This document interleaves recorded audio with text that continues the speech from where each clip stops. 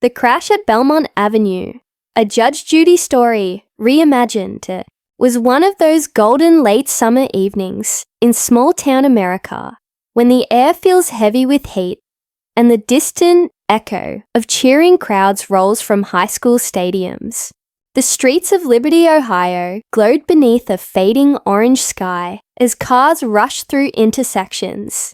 Teenagers in crisp jerseys leaned out of windows, and the hum of traffic mixed with the scent of gasoline and freshly cut grass.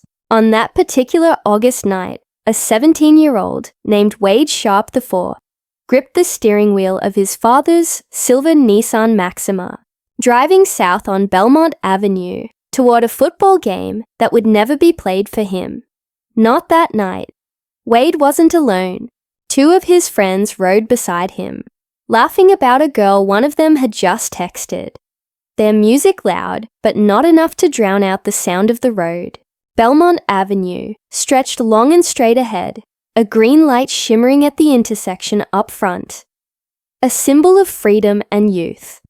Of speed and trust, Wade eased forward, feeling the car roll smooth beneath him. He had the right of way, or so he believed.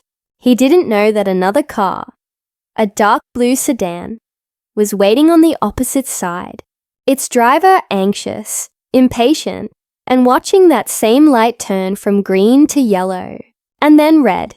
That other driver was Eric Goranson, a man in his early 30s, who had somewhere to be and not enough patience to wait.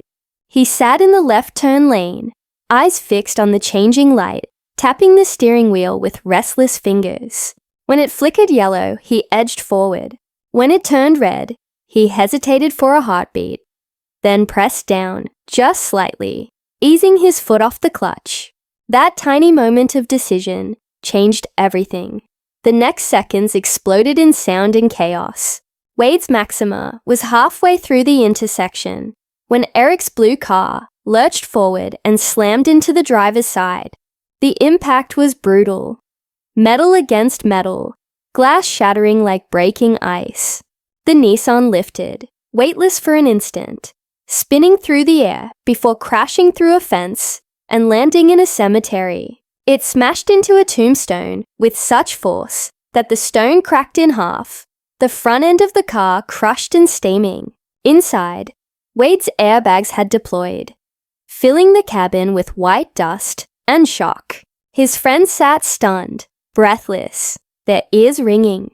Wade blinked hard, realizing he was alive. Within minutes, sirens filled the evening air. Liberty Police and the State Highway Patrol arrived, their flashing lights painting the cemetery in red and blue. Officers helped the boys out of the wreck, their legs trembling as they stood beside the broken car. The scene looked unreal. A teenage joyride turned into a near tragedy among the gravestones. Across the street, Eric stood beside his dented sedan, shaking his head, muttering to himself that it wasn't his fault. He insisted Wade had run the red light. Wade, still dazed, swore he hadn't.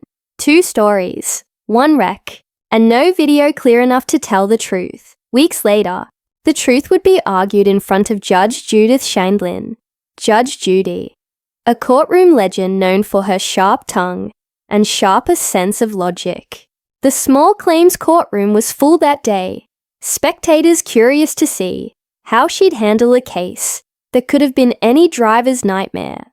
On one side stood Mr. Sharp, Wade's father, composed but protective, with his son sitting quietly beside him. On the other side sat Eric Goranson, arms folded, trying to appear calm. Judge Judy peered over her glasses, her expression cutting through the air like a blade. "Mr. Sharp," she began, "were you driving that day?" "No, Your Honor," he replied. "My son was." "Good," she said briskly. "You can sit down. Wade, stand up." The young man stood, a little nervous but steady. Judge Judy nodded. "Each of you 2 gentlemen claims that the other is responsible for a very serious traffic accident.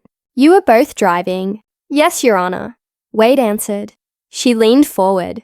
"All right, Mr. Sharp, tell me your version," He stepped over to a simple diagram on the easel.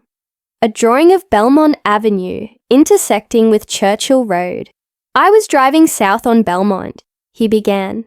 We were going straight through the intersection. The light was green. We were almost all the way through when he hit me. My car went airborne. We crashed through a fence and landed in a cemetery. That's where we stopped. Judge Judy nodded slowly. He hit you while you were going straight? Yes, ma'am. And he was making a left turn. Correct. And he hit your car. Front driver's side? Yes. She leaned back in her chair. All right. Do you have a police report? Yes, Wade said, handing over a few pages of paperwork. Good, she said, flipping through them. Then she looked at Eric. Now, Mr. Goranson, your turn. Tell me your version. Eric stood, clearing his throat. I was driving north on Belmont, in the left turn lane. The light was green when I pulled into the intersection, but there was still traffic, so I waited. When the light turned yellow, there were still cars coming through, so I couldn't turn. Once it turned red, I eased off the clutch to make my left, and that's when he hit me. He was going fast, ran the red light, and hit my front driver's side. He went flying into the cemetery. Judge Judy frowned, the corners of her mouth tightening. He hit your front driver's side. Yes, she shook her head. Impossible. Where did your car end up? Right here, Eric said, pointing to the diagram. I was only going 1 or 2 miles an hour. Judge Judy stared at him, dead silent for a beat. Then her voice cut the air. Impossible. You weren't going 1 or 2 miles an hour if his car ended up in a cemetery. You hit him with enough force to deploy both airbags and break a tombstone. That's not a tap at a stoplight. That's a crash, Eric insisted. I was at a dead stop, Your Honor. He ran the red light. Judge Judy lifted an eyebrow. If you were at a dead stop, how did his car become airborne? Eric hesitated. Well, maybe he was speeding. Wade's father smirked. Wade tried not to smile. Judge Judy wasn't having it. No, sir. You were the one speeding. You were making a left turn on a red light when it wasn't safe. You shouldn't have been in that intersection. Eric tried to explain again, voice growing defensive. I was already in the intersection when it turned red. Then you shouldn't have been there, she snapped. If it's not clear for you to turn, you don't sit in the middle of the intersection, waiting to gamble with someone's life. You wait back until it's safe. Because when you jumped that clutch and rolled forward, that's when you caused this accident. The courtroom was silent. Even Officer Bird, Judge Judy's bailiff, raised an eyebrow from his desk. Judge Judy turned back to Wade. You have photographs of your car. Yes, Your Honor, Wade said, handing her a small envelope. She flipped through the pictures. The room seemed to breathe in at once. The Nissan was destroyed. The front end crushed inward. Glass scattered like confetti. The metal folded like paper. Wow, she muttered. That's some accident for going 1 or 2 miles an hour. Eric leaned forward, desperate. That's exactly why I think he was speeding. Judge Judy laughed sharply. No, sir. You were speeding. If he wasn't moving, how did you hit him? Because he wasn't moving. He was going straight through a green light. Eric stammered. But... Enough, she said, raising her hand. My goodness. Then, with the casual authority of someone who'd seen thousands of liars and fools, she turned to Bird. Bird, give me the blue book value on a 1999 Nissan Maxima GLE model. Bird flipped through his papers.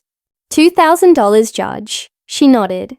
Judgment for the plaintiff in the amount of $2,000. The gavel came down with a soft thud. Eric's shoulders sank. Wade exhaled.